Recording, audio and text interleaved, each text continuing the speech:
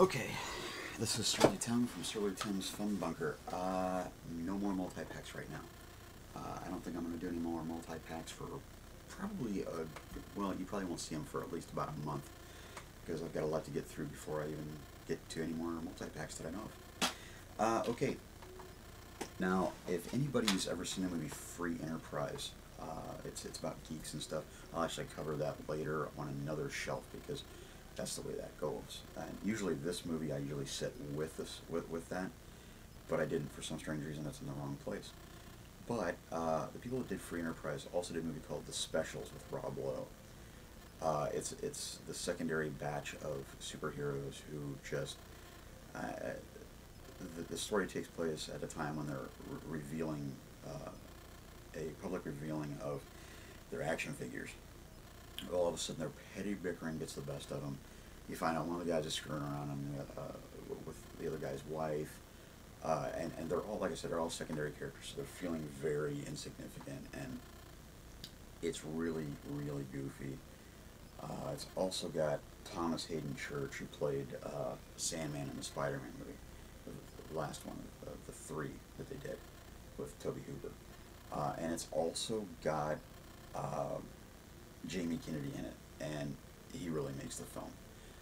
Great movie if you get a chance. It came out in, yeah, right, it's not going to have the date that I can find. No. Look it up, though. It's a really good film. I love it. I bought it when I bought the other one, so, oops. Okay, so we go with some more sci-fi. Invasion of the Body Snatchers, the original, with Kevin McCarthy. I've loved this movie since I was a little kid.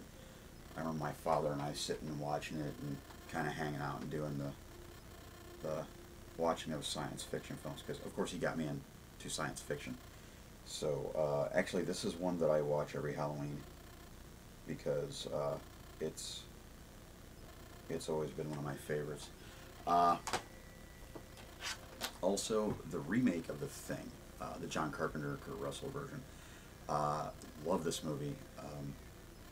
I've tried to get my son into it, but for some strange reason, he can't stay awake, which is a bit of a quandary to me.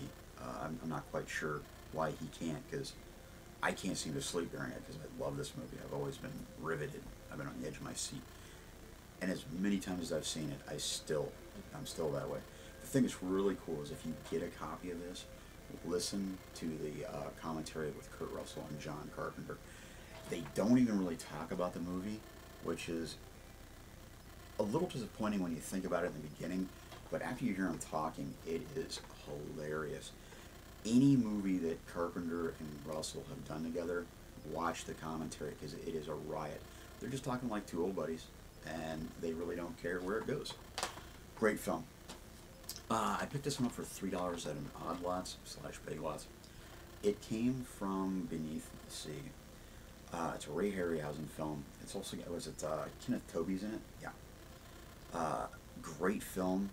Was it? I think it's the four-legged octopus, if I remember right, 4 or 6 legs. So of course it's not an octopus per se, but they had to kind of keep that under control, so it'd be easier for Harryhausen to actually animate this. Childhood favorite. We used to have a Saturday morning. Well, it would be about noon. His name was Superhost. This goofy guy with a big red nose and cheeks, kind of looked like a clown, but he was in a Superman suit and it had like SH on it for Superhost. That's where I first watched Godzilla. That's where I watched all these old sci-fi movies and stuff. I actually probably watched the original Invasion of the Body Snatchers that I was there. I probably watched the original Thing from Another World. So holds a really good. It's got a really good hold on my heart because I'm a huge. I love Harryhausen's work. I was very impressed with when I was a little kid, and I always wanted to make me into an animator and stop-motion photographer. Of course, that never happened, though. Another one. My father got me into this one. The Day the Earth Stood Still, the original. Now, this is The Day the Earth Stood Still. The crap that Keanu Reeves did. It was a good film, but it wasn't The Day the Earth Stood Still. This was The Day the Earth Stood Still. This had Michael Rennie in it, and first time I ever got exposed to his work was on Lost in Space when he played the keeper. Great actor, very underrated, but a very, very, very great actor. This is an amazing movie. I have always been a fan of it ever since the first time I saw it. Now, this movie started me off on a love affair with Stargate. The first time I saw it, it was close to Halloween, the year that it came out. I remember going and seeing the movie. My wife was at work. I was supposed to pick her up because we were going to a haunted house that night. I went to see the movie. I got out like 5 minutes before this Sam Goody, which later became Best Buy. Best Buy bought them out. I ran across the street as quick as I could. Well, I was in a car. Shot across the street as quick as I could. I got there like 3 or 4 minutes before closing. Went to the back of the store, picked up a paperback copy of Stargate, the novel. I took it out and got in the car and used the street light to actually read the book. And I got about halfway through it while I was waiting for my wife to get off work.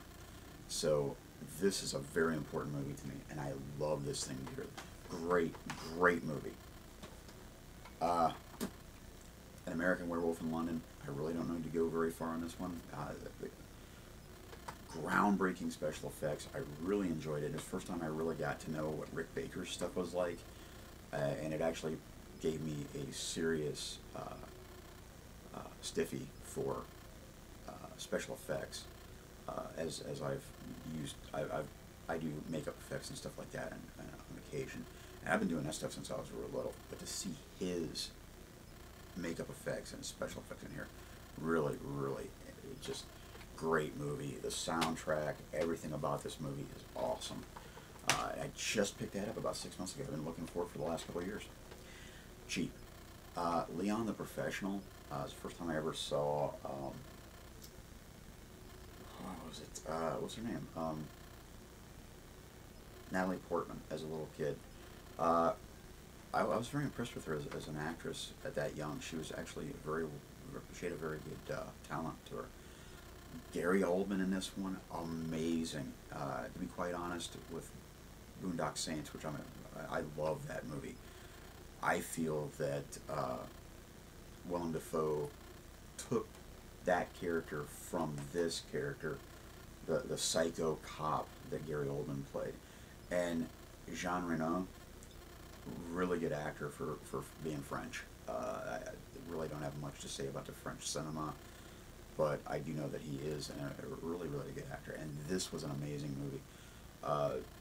Very, very well done, and I had waited for a long time because I didn't want to get the American version, or the short version. This was the extended copy, which was really good. Which this will be my last one on this episode. So, Thomas Jane, LL Cool J, Samuel L. Jackson against giant mutated sharks. You cannot beat Deep Blue Sea. This movie is a blast. I love it. It's a great film. I watch it probably every 6 or 7 months whenever I get bored and I just want a creature feature.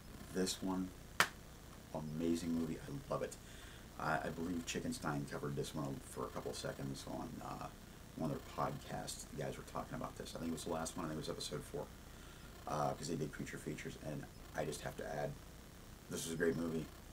I'm really grateful you guys actually mentioned it, because a couple hours later I rewatched it again. So this is the end of that episode. So this will finish that up, and I will talk to you guys in a few minutes. Thanks a lot, guys, for watching. Talk to you later. Bye.